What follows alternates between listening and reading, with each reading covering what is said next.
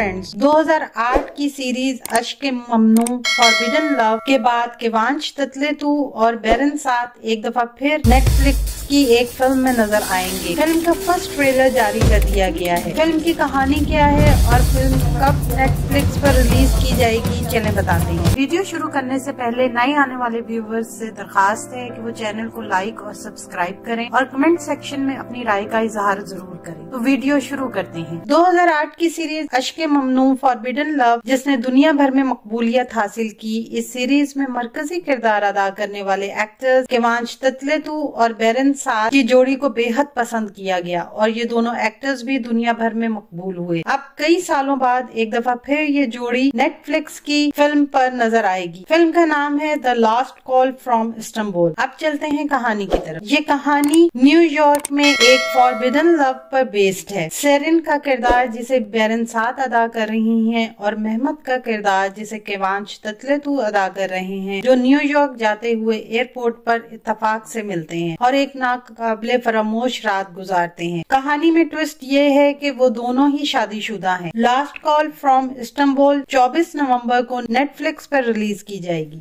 आने वाले दिनों में अपने पसंदीदा ड्रामों की मजीद मालूमात के लिए हमारे चैनल को लाइक करें, शेयर करें और सब्सक्राइब करना ना भूलें। शुक्रिया।